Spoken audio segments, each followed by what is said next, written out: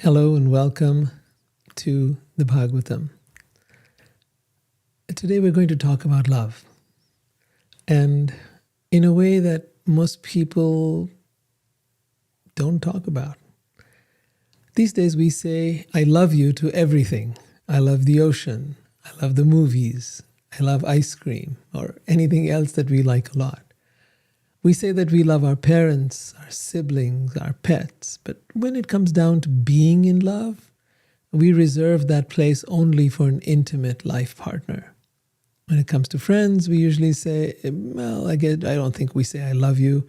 When it comes to co-workers, most likely not. And to people on the street, certainly not. You'd be thought of as crazy. In contrast, spiritual, religious texts like the Bible will say things like, love thy neighbor as thyself. The Vedas tell us or promote the idea of universal love, of compassion, of equality and unity among all beings, recognizing the inherent divinity and interconnectedness of all life. These principles form the foundation of the concept of Vasudeva Kutumbakam, which means we are the family of God, or Vasudev, right? We are one family, all of us. And therefore, if we say we love God, then we naturally begin to love everyone. That's the idea anyway. So what really is love? We love someone for a period of time, and then when our love is no longer met or fulfilled, it can easily turn to hate. Especially if the person doesn't live up to our expectations, our rules, our beliefs, our values. But is this kind of love real? If it can be discarded, if love can turn to hate, and if love has a beginning and an end like most worldly things, then is it really love? Or is it our needs masquerading in a fantasy world, pretending to be love for as long as it is convenient? As long as we get what we need and want and desire. And then if you can't give me what I want, then goodbye. There are plenty of fish in the sea. We long for love. We cannot live without love, but we have no idea what love is. I would say that love is the highest expression of God. And just as God has no beginning or end, true love has no beginning or end. It always was and always will be. As human beings, most of us do not know how to love in this way. We call it unconditional love, something unattainable, something miraculous, something most of us are incapable of, because it is not based on ever-changing conditions, expectations, needs, and desires. To understand unconditional love, we need to understand the quality of love that God has for us. And it's certainly not that idea of God who sends people to hell, and that's not love, that's nonsense. God who sends people to hell and has them burn forever. Excuse me. Please don't insult God. Please don't make a mockery out of God. And that's what's made so many people become atheists. Millions of people became atheists because of this kind of nonsensical teaching. True love is unconditional, and true unconditional love has no beginning and no end, no matter what you've done. In the Bhagavad Gita, Krishna says that even if one commits the most abominable acts, if he is rightly resolved towards me, he is to be considered saintly. And that's really the test of love. That I love you no matter what. I love you even if you hate me. I love you even when my needs are not met. I love you even when you don't love me. Even when you turn away from me. That's how God loves us. He loves us even when we denounce him, put him down, say he doesn't exist. Doesn't matter, I still love you. And that's the place where we need to learn to love from. It's very hard for our minds to grasp that kind of love. We need examples. So the text we're going to be reading today from the Srimad Bhagavatam, which is about 7,000 years old, and is filled with wonderful stories that give us a deep insight into the nature of true unconditional love between God and his beloved devotees. So hang in there and let's explore this further.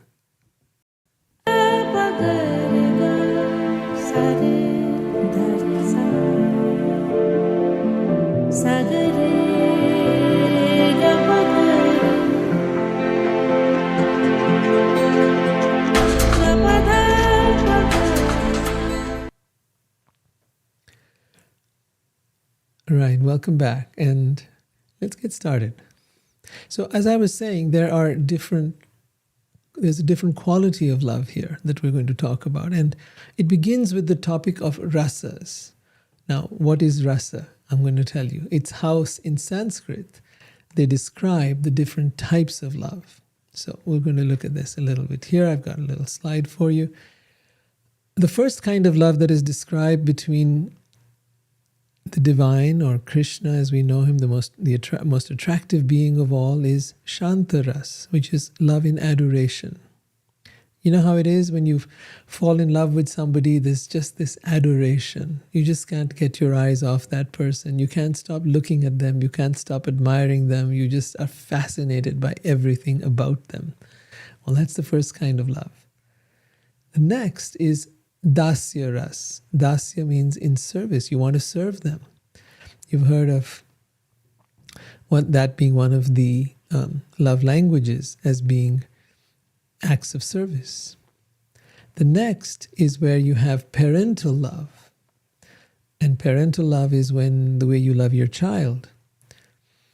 Right? So not just the idea that God is there as our father, but God can be there as our child. In fact, God would love to be loved by us in any way that we'd like to love God. It's not restricted, it's not limited, it's not bound by a particular set of conditions, but rather, how would you like to relate to that which is the source of all? What kind of connection would you like to have? You might even need to say, well, I don't know if God is a being. How can I love a being? How can I love someone I've never seen or heard or know nothing about? Well, that's what the Bhagavatam is about. It's telling you about the physical appearance of God. It's actually non-physical, but appearance, what he looks like, his activities, what he does, his philosophy, his outlook on life, everything. So that the deeper you dive into it, the more you begin to fall in love with God. So we're right now exploring some of the ways in which God is loved. And we've talked about love in adoration, love in service, like Hanuman loved Ram. I'm going to give you some examples now. Then we have love at parental love, and then love as friendship, and finally romantic love. So let's take a look at that a little further. I told you about love in adoration, so adoration of the beloved. And here you'll see pictures of Krishna with the cows and the deer, and just that deep adoration that they have for him. And he has for them, even the peacocks. Just an incredible way of being loved. Even though they can't speak, they speak with their eyes.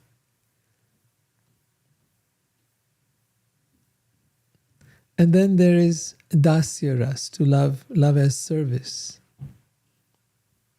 And here you see Hanuman with Ram, serving him in every way possible.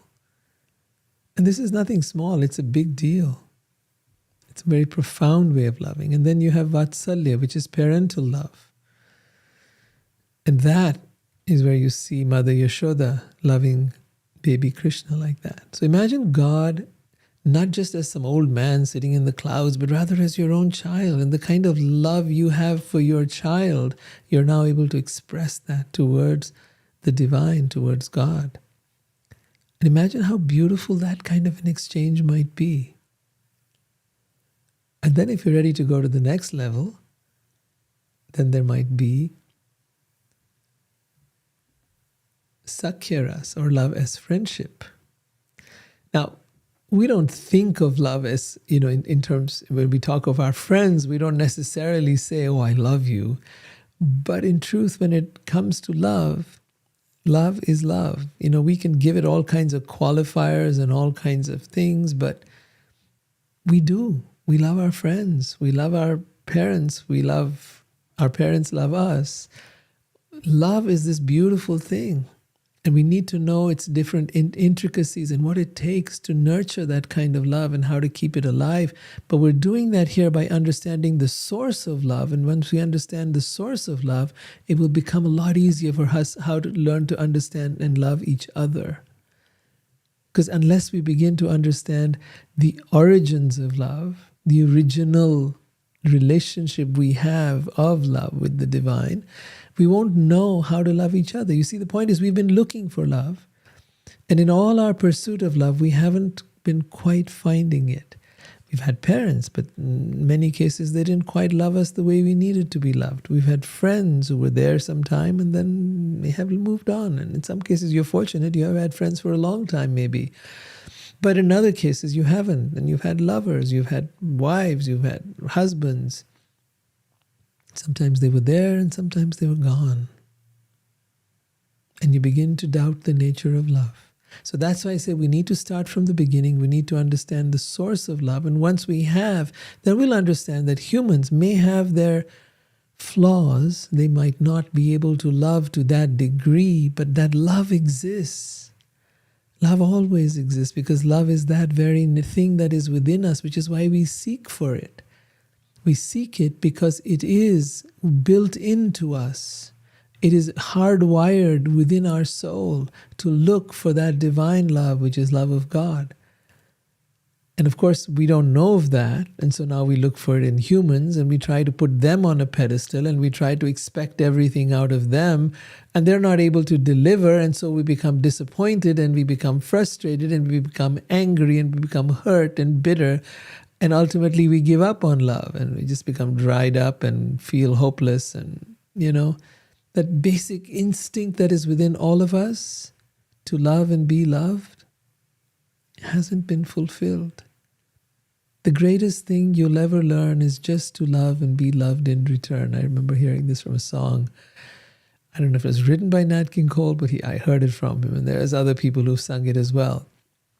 But yeah, it's the greatest thing you'll ever learn. And if you want to learn of this greatest thing, then here we're going to talk about the source of that love. And then the next level we're talking about, let's go back to a picture here. This is Krishna and his friends, and they're playing with each other. And we're going to talk a lot more about that, love and friendship today. And in the next episodes, we're going to be talking about this, Madhurya Ras, or romantic, intimate love with God. And to some people, that might seem sacrilegious. Oh my God, how can you have romantic love with God? But it's there everywhere. And the Sufis talk about it. It's there in the Bible that, you can be the wife of God, can be your husband. There's all kinds of mention everywhere. People don't understand it clearly. But here in the Bhagavatam, you will see it beautifully detailed, clear conception of what that means and what it looks like to love the divine, to love God with all your heart, with all your mind, with all your soul. You will find the most beautiful expressions of that through the examples of those who lived at the time when Krishna was here. So that's Madhurya Ras. And it's the romantic, intimate relationship that we have with God.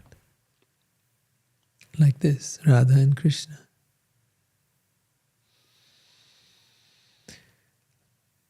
All right, so today we're going to be talking more about love in friendship. We'll begin the divine love in romantic relation with God in the next few episodes. But let's start with this part. We've been talking about the parental love in the previous episodes, where last couple of episodes were more about love in friendship. And so we're back in the town of Vrindavan. Now this town of Vrindavan exists till today. It's now a town. It used to be just a little village. I remember going there back in the 80s and it was just peaceful and quiet. Now it's flooded with people who come there, who've all got to know about it. But the energy, the vibration, the air, the whole feeling when you entered that place was just so amazingly divine.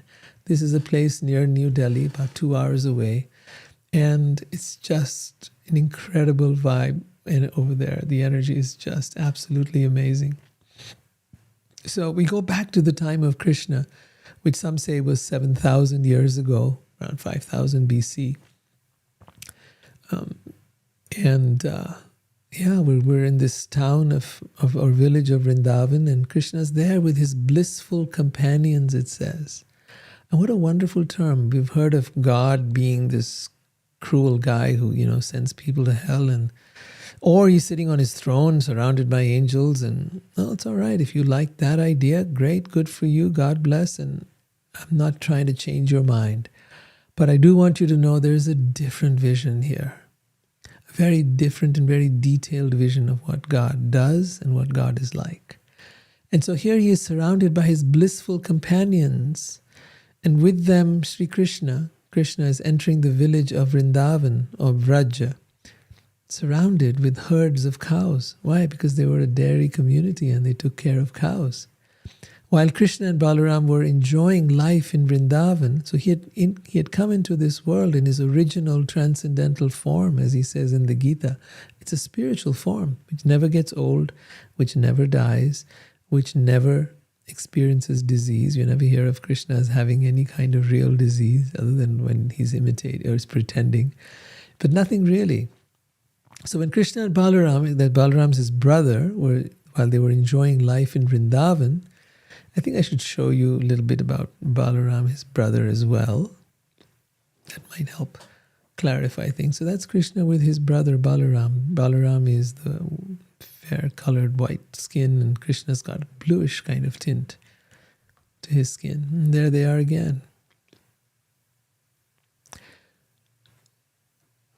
So Krishna and Balaram were enjoying life in Vrindavan in the guise of ordinary cowherd boys.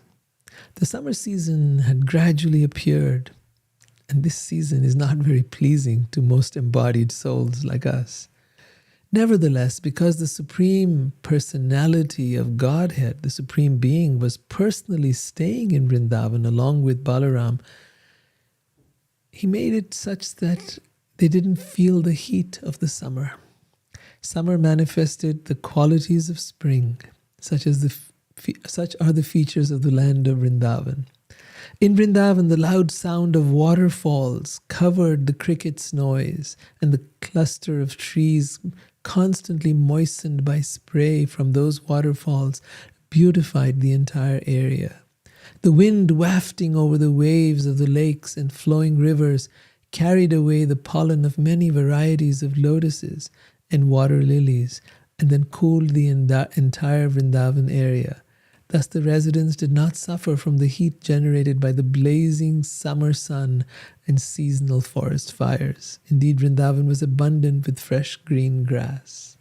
Now, if you did go to Vrindavan at this time in our years, this particular time and place, it might be somewhere in 110, 120 degrees Fahrenheit, or as much as 45 to 50 degrees Celsius. It's very hot. But in those days, it was a different time, a different world. And that's what's being described here. This is ancient history that has been brushed away by the Abrahamic religions and by the invaders who came to India and said, no, this is just mythology. We don't believe in all this. We have our science, we have our scriptures, and those are the things that matter. But this is from well before that. And this is from a time where all kinds of things were happening on this earth that have not been discovered, not through the relics of what they've dug up or what they've speculated or what they've conjectured was happening at that time. So it says in this part of the Vedas, flowers beautifully decorated the forest of Vrindavan, and many varieties of animals and birds filled it with sound.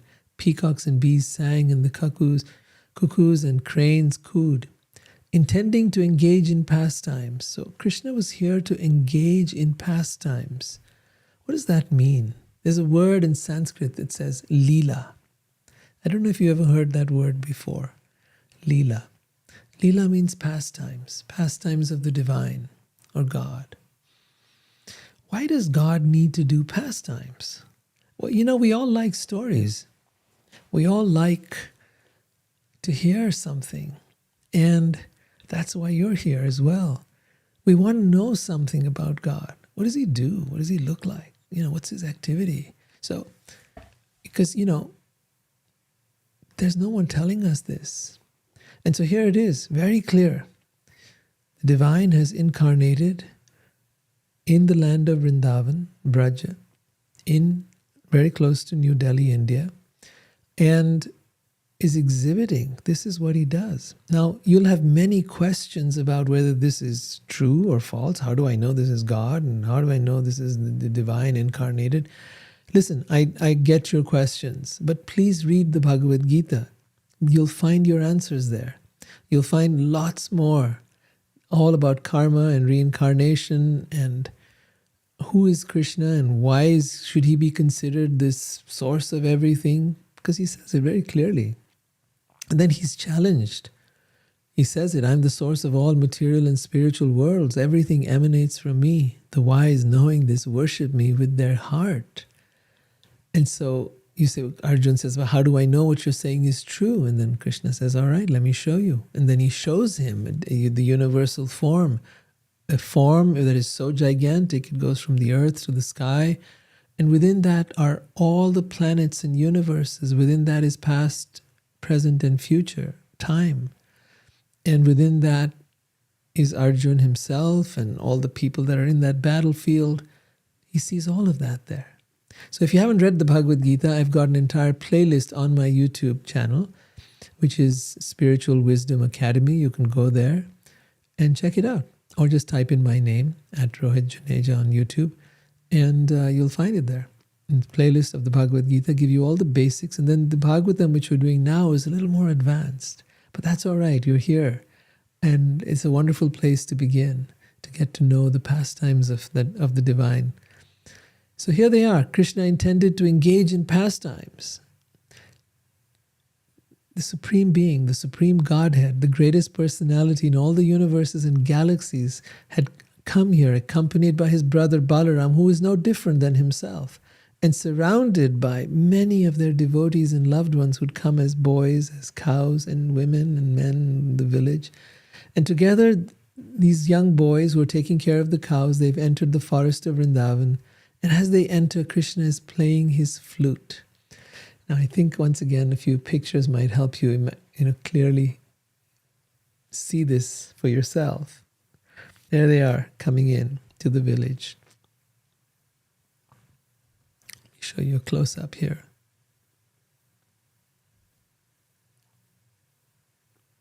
Young boys, 5, 6, 7 years old. They're taking care of the cows.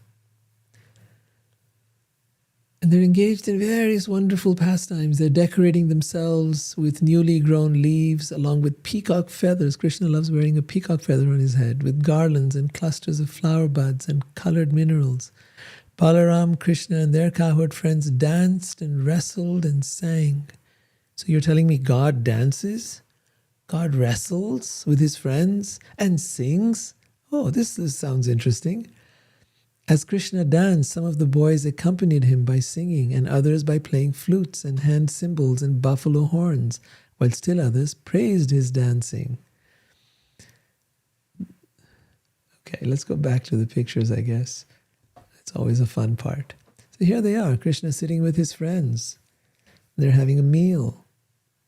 Oh, God eats? Really? Yes. And there again, they're sitting and chatting and talking, and there they're massaging Krishna's feet. And while he's looking at them and narrating beautiful stories.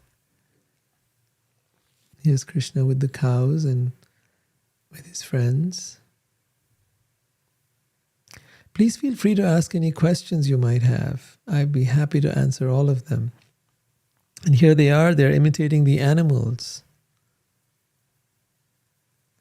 Like a frog. And here they're imitating the peacocks. You see, when children don't have iPads and don't have iPhones and things like that to play with, they play with nature. And here they are on a swing.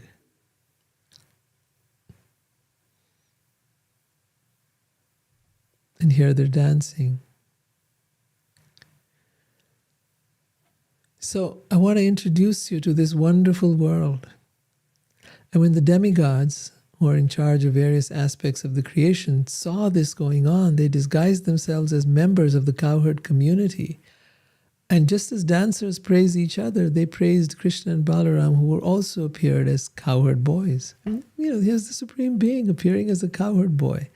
Krishna and Balaram played with their friends by leaping, hurling, slapping, fighting, and at times pulling each other's hair. When the boys were dancing, Krishna and Balaram would sometimes accompany them by singing, playing musical instruments, and praising them, saying, "Yay, very good, wonderful, bravo." At times the boys would play with fruits, and at times they would imitate animals and birds. At other times they would play games of trying to touch one another or trying to identify someone whilst blindfolded. At times they would jump around like frogs, play various jokes, ride on swings, and sometimes imitate kings. In this way, Krishna and his brother Balaram played all sorts of games as they wandered along the rivers, hills, valleys, bushes, trees, and lakes of Vrindavan while they were grazing the cows. One day, while tending the cows in the Vrindavan forest, the demon Pralamba entered their midst. Now, there's a lot of different anecdotes of demons who came in to try to kill Krishna and or his friends. And in each of these stories, Krishna protects them. He's the original superhero, described thousands of years ago. Now, the persons who are writing these texts aren't some Marvel comic authors who are making up stuff from their head. These are great sages, rishis, the wisest people on the planet. And they, with their deep, profound meditation, with their deep wisdom, are speaking about the most profound philosophy that has ever been written. We've been speaking about it for about a couple of years now on this channel, where there's a whole playlist I have on my YouTube channel, Spiritual Wisdom Academy, where it's called the Bhagavatam, or we call it Bhakti, the yoga of divine love. And in there, we talk about, this incredible philosophy that is there. It's not just about stories. Right now, you're hearing the story part of it. This is the fun part. But till now, for the last 2 years, it's just been deep philosophy, deep spiritual wisdom that we've been imbibing. And you can start from wherever you like. If you prefer to start with the philosophy, do that. If you prefer to start from here, the stories, do that, and then come back. Because these stories and knowledge go together. If I give you just pure philosophy without stories, without something that helps you see and understand and feel and experience that knowledge, then that knowledge will just be pure intellectual fodder, which really goes nowhere. Our idea is for this knowledge to become real, for you to be able to live it, for you to be able to experience it, for you to be able to imbibe it into your life practically. So if you have questions, please feel free to write them down. I do see all the texts and I do answer all the questions at the end of this talk. As I finish reading from here and explaining this part, then I will take up all questions. So please keep writing them as you go. Don't wait till the time when I'm done, because then most people draw a blank. They don't remember at that time. So write your questions now. I'll take them up at the end. But keep putting them down in the chat, in the text, wherever you are, and I will definitely address them. And there is no foolish question. Remember that. There is no question that is not worthy of being asked. All questions are welcome. So please feel free. I see a lot of you here on Instagram, many others on YouTube, and I just really so appreciate you being here. So one day while they were out in the forest taking care of the cows, the young boys were out there, the demon Pralamba entered their midst, and he took the form of a cowherd boy with the intention of kidnapping Krishna and Balaram. Now, since he'd been hearing a lot about Krishna being very difficult to capture, he'd been killing all the other demons. And these demons were not some, red devils with horns and stuff like that, but they were rather people who had developed very profound yogic abilities and could now take various forms as one of the yoga siddhis. And because they could take various forms, and because in their heart was a lot of evil, because yogic siddhis can be adopted by those who are saintly and those who are evil. Both can develop. Ravan was a very evil person and had developed yogic siddhis and had developed immense powers. So did Hiranyakashipu. So did many others that we've read about in the Bhagavatam. So power, if put in the wrong hands, as you know, can be very misused. Power corrupts, and absolute power corrupts absolutely. And that's the case. Now, Krishna, being the supreme being, knows everything, and he understood who this demon was. Still, he pretended to accept him as a friend. So this demon had now come as a cowherd boy, right?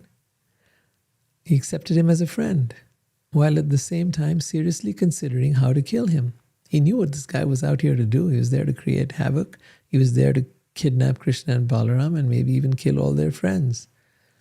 Krishna, who knows all sports and games, then called all the cowherd boys and said, let's play now. We'll divide ourselves into 2 equal teams. Krishna and Balaram were chosen by the boys to be the leaders of the 2 teams. Some of the boys went on Krishna's side and the others joined Balaram. The boys played various games involving carriers and passengers. So in these games, the winner would climb on the back of the loser who would have to carry them, thus carrying and being carried by one another, and at the same time tending the cows. They were also taking care of that was their duty. The boys followed Krishna to a large banyan tree. I don't know if you've seen a banyan tree. It has these big roots that come down from the branches. Very beautiful. So Balaram and his team were victorious in this game, and Krishna and his team had to carry them. Pralamba, who was on Krishna's side, had to carry Balaram. So Balaram, Krishna's brother, now was on Pralamba's back. Considering Krishna invincible, Pralamba quickly carried Balaram far away from everyone. So he said, let me start with Balaram, I'll capture him. So he took Balaram far away from everyone. Balaram, being Krishna's brother, who was equal in power to Krishna, started becoming heavier and heavier till he was as heavy as a gigantic mountain.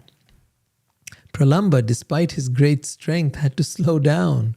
He then revealed his actual form, an effulgent body that was covered with golden ornaments, blazing eyes, fiery hair, terrible teeth, scowling brows, and an amazing effulgence generated by his armlets, crown, and earrings. So you can see he's a demonic being, but he looks beautiful.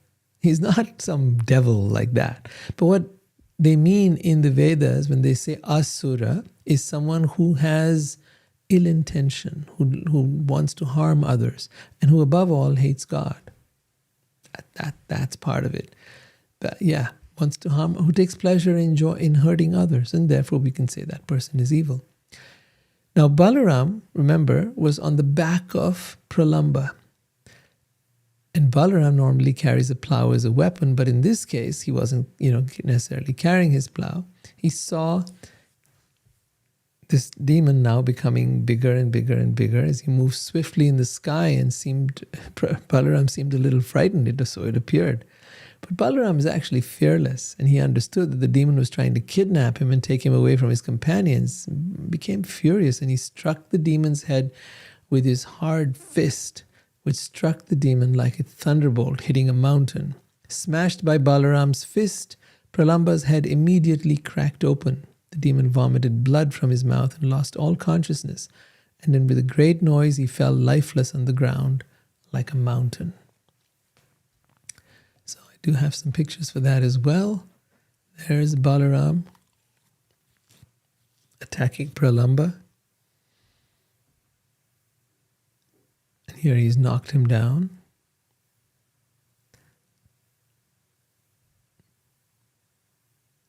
And a lot of people wonder, why all this? Well, it makes things spicy. It makes things juicy. That's my opinion. And why not? Why do we have good and evil? Yeah, it creates a lot of drama.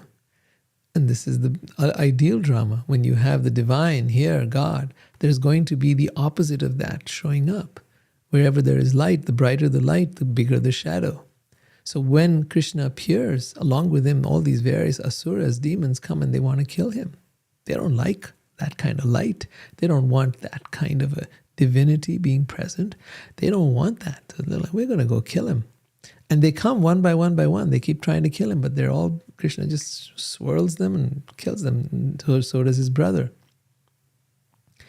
So the cowherd boys were astonished to see how powerful Balaram had killed the demon Pralamba, and they exclaimed, wonderful, wonderful, yay, bravo. They blessed Balaram profusely and glorified him, their minds overwhelmed with ecstatic love, and they embraced him as if he had come back from the dead. The demigods felt extremely happy and showered flower garlands upon Balaram and praised him. Now you might say, where were these demigods? They're all around us, in fact. Many people think that in Hinduism there are many gods. And that's a mistaken idea. There aren't many gods. There is one God, the Supreme Being. So Hinduism is monotheistic, it is polytheistic, it is pantheistic, and it is atheistic all at the same time. It is impersonal, considers that God is energy and is everywhere, while at the same time personal, that God is a being. And not only that, God is within every one of us. So God is in every atom of the creation, is in every being, every one of us, and yet exists separate from it all, from the physical universe, as the light, which many talk about, and as a being who lives within the light in a spiritual transcendental body. Here we're seeing that being on earth enacting various pastimes to bring us closer to him. That's the whole idea. All right, coming back to our story here. The cowherd boys then went back to playing and became completely absorbed in their play. Meanwhile, their cows, hungry for more grass, wandered away to a dense part of the forest. And as they went from one part of the forest to another, the cows entered into an area overgrown with sharp wooden canes. You know how you have bamboo and canes like that? Yeah. The heat of a nearby forest fire made them thirsty, and they cried out in distress. Not seeing the cows anywhere, Krishna, Balaram, and their friends felt repentant for having neglected them. They searched everywhere but could not discover where the cows had gone. Then they began following their hoof prints and the blades of grass that they had broken with their hoofs and teeth. All the boys were in great anxiety. Krishna called out to the cows in a voice that resounded like a rumbling cloud. Hearing the sound of their own names, the cows were overjoyed and called out in reply. So the cows actually had names, and they had hundreds of such cows, and they all had their own names. Finally, the boys found their valuable cows deep in the forest. Oh yeah, these cows were not raised for slaughter. Please don't misunderstand that. This was a dairy community. They would never think of killing the cows. No question of it. They had deep love for these cows, and the cows had a deep love for them. If you've ever been around cows, you'll see that. They're so incredibly loving. You look into their eyes, you've never seen that quality of love. And they will lick you, and they're just so affectionate. And with their own babies as well as with humans. So finally the boys found their valuable cows deep in the forest. The cows had lost their way and had been crying. The boys also were thirsty and tired, and as they herded the cows, they began to head back home. As they were going back home, a great forest fire appeared on all sides, threatening to destroy all the forest creatures. A fierce wind swept the fire onwards. Remember, it's summer, and now these forest fires are breaking out, as you see in California. A fierce wind swept the fire onward, and terrible sparks shot in all directions, threatening to kill all moving and non-moving creatures. The forest fires surrounded the boys on all sides, making them fearful. What would you do if you were caught in a forest fire like that? Would you feel helpless? Would you start crying? Would you start running? And if there was nowhere to go, and if you were surrounded by fire, what would you do? Well, they did what came naturally to them. They called out to Krishna, and Krishna, being right there, helped them. Say, "O Krishna, most powerful one, O Balaram, whose prowess never fails, please save us, who are about to be burned by this forest fire. We have come to take shelter of you. Certainly your own friends shouldn't be destroyed." Now, another very important thing to know is this. These boys, and the girls and the men and the women of Vrindavan did not know that Krishna is God. He did not want them to know. Why did he not want them to know? Because he wanted them to relate to him as another person. Oh, really? God doesn't want us to think that he's God? No, he doesn't. Just as if you were a rich person, you don't want people to be your friends just because you're a rich person. You don't want them to be your friend because you're beautiful or because you're knowledgeable or because you're powerful or famous. You want them to love you for who you are. And so it was with God. When Krishna was there, he didn't want the people of Vrindavan from his village to know that he's God. So he would create all kinds of illusions so that they could not know that. So they're saying to him, certainly your own friends shouldn't be destroyed. But they saw he's very powerful, right? They said, you're not going to let us get destroyed, will you? O knower of the nature of all things, we have accepted you as our Lord, and our souls are surrendered unto you. Hearing these pitiful words from his friends, the Supreme Being Krishna told them, just close your eyes and do not be afraid. The boys immediately closed their eyes. Then Krishna, the Supreme Lord, master of all mystic power, opened his mouth and swallowed the terrible fire, saving his friends from danger. I do have a picture of that too.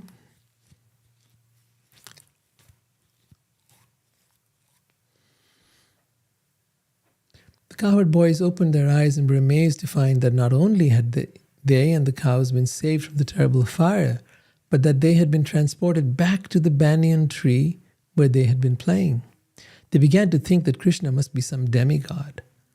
It was now late in the afternoon. Krishna and Balaram turned the cows back toward home, playing his flute in a special way. By the way, he's a musician too, not just a mystic who does amazing things, but also a wonderful musician.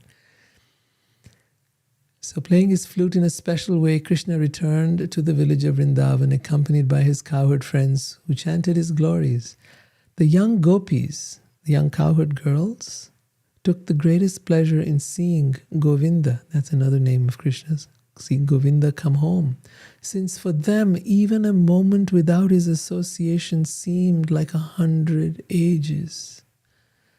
This is a very important line, and you're going to learn a lot more about the love of the gopis, the cowherd girls, for Krishna. In the Shikshashtakam, Chaitanya Mahaprabhu says, Yugaitam nimeshena chakshusha pravashaitam shunyaitam jagad sarvam govinda virhename. He says, O Govinda, O Krishna, feeling your separation. See, this is intense love, feeling your separation. I am considering a moment to be like 12 years or more. Tears are flowing from my eyes like torrents of rain, and I am feeling all vacant in the world in your absence. Imagine loving someone so much that even a moment away from them appears to be like 12 years or more. Now, either such a person is intensely in love or is crazy, or both. In the Srimad Bhagavatam, Canto 10, text, chapter number 31, text 15, the gopis are the cowherd girls, they say, my dear Krishna, during the daytime when you go to the forest of Vrindavan with your cows, we consider one moment to be 12 years, and it is very difficult for us to pass the time. And again, when you come back at the end of the day, by seeing your beautiful face, we are so much attracted that we are unable to stop looking at you. At these times, when there is an occasional blinking of our eyelids, we condemn the Creator, Lord Brahma, as a fool because he does not know how to make perfect eyes. See, for them, even the blinking of an eye was too unbearable, because for that second, for that moment, they were not able to see Krishna. In other words, the gopis were disturbed by the blinking of their eyes because for the moment that their eyes were closed and they could not see him, this meant that their love for Krishna was so great and ecstatic that they were disturbed by even his momentary absence. And when they saw him, they were also disturbed. This is a paradox. And now the boys, when they came back, all of them, when they came back with Krishna, they related in full detail the wonderful activities of delivering them from the forest fire and killing the demon Pralamba. The villagers were amazed and concluded that Krishna and Balaram must be some exalted demigods who have appeared here in Vrindavan. So I'm going to stop over here.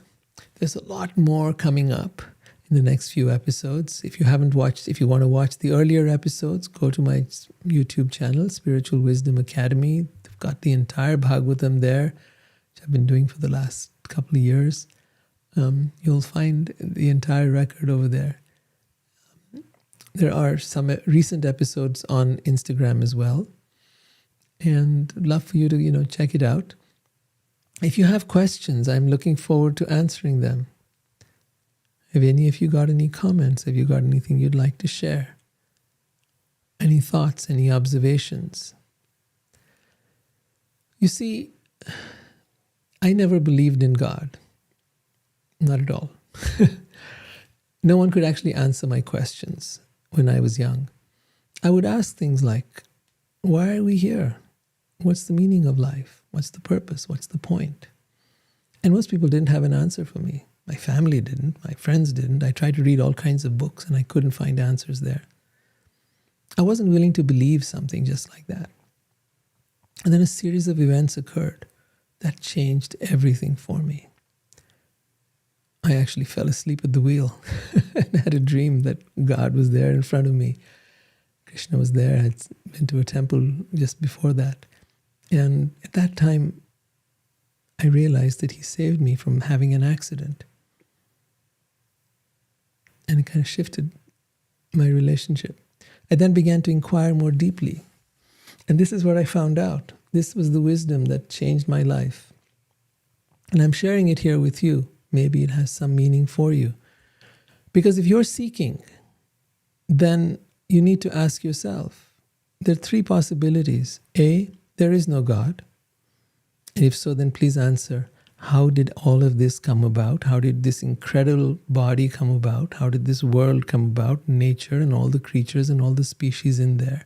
Did they just happen by a big bang like our scientists tell us? Show me how somebody can produce something with a big bang.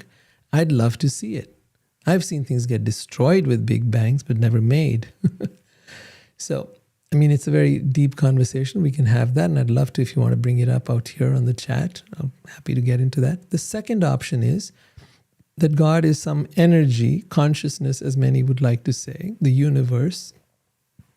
And if so, tell me, how do we connect with or relate to something as impersonal and vague as energy, as consciousness? We relate to each other because you're a person, I'm a person. You're not just there connecting with the energy of the universe. You're here on a computer or a phone connecting with a person because we relate to each other. We're persons. We relate to each other as persons. And there are things we seek in this world which are very innate to us. They're common to all of us. Innate part of us is that we look for happiness. We look for love. We look for a sense of community. Why do we look for these things? Because this is who we are. Because this is where we come from. Because this is where we belong.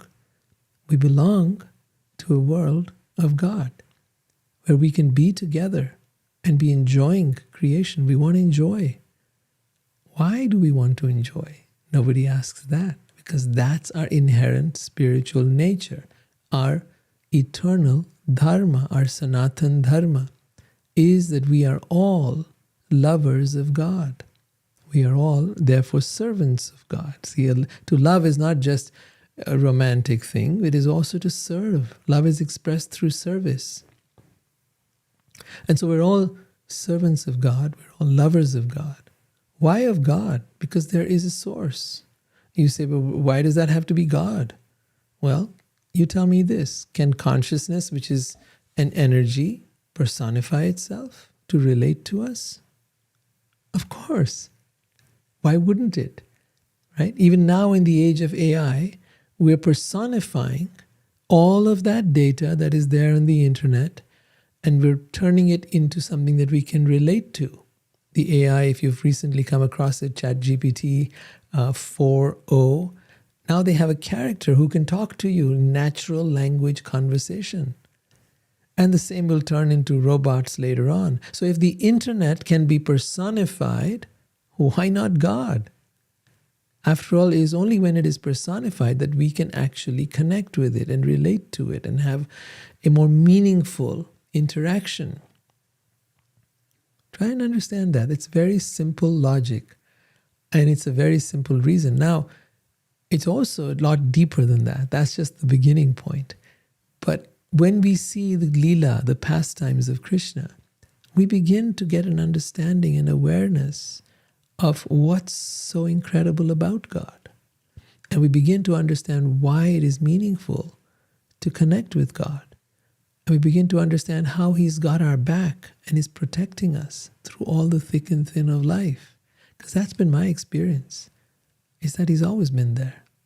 Always protecting, always giving me that inner peace, giving me that inner guidance, that inner wisdom. And we all need that. It's made me develop a very solid foundation of love that is deep within myself, is not dependent on any person, is not dependent on any situation. Happiness that is not dependent upon any circumstances. It's not that something has to happen for me to be happy. Being happy is a way of life. Why? Because it arises from within. How does it arise from within and not for everybody? Well, you got to learn to quiet your mind. Then you can get in touch with that which lies within you. And how do you get to quiet your mind? Well, you learn. There are techniques for doing that in meditation. But as your mind gets quieter, you need to focus it somewhere. Where do you focus it? You focus it on God. See, it's all a loop. It all comes back around. All right, any questions? Anything at all? You can agree, you can disagree, you can love, you can hate, you can say whatever you want. I have no problem with any criticism, with any judgment, with any doubt, whatever it is. Bring it on. Let me give this a few more minutes, see if there's anything else anyone wants to say, otherwise we'll wind up. Nothing so far? All right. Well, thank you all for being here. We're here every Tuesday at 7 p.m. Pacific time. And that's 10 p.m. Eastern in the US. And if you're living in India, then that's 7:30 a.m. on Wednesdays. Right? That's for India. But in the US, it's Tuesdays. So don't get mixed up on this now. And if you miss an episode, please know that it's always there on YouTube. But if you're coming in, during the live program, which I'm so grateful for you for being here, because that really encourages and enlivens me and gives me the support to keep going, then please come with some questions. I value those questions and would love to, even if it's not related to this, if it's related to something along your own spiritual journey, I'd love to know. All right? Last chance. Any questions? All right. In that case, I will see you next week. Hare Krishna. Jai Shri Krishna.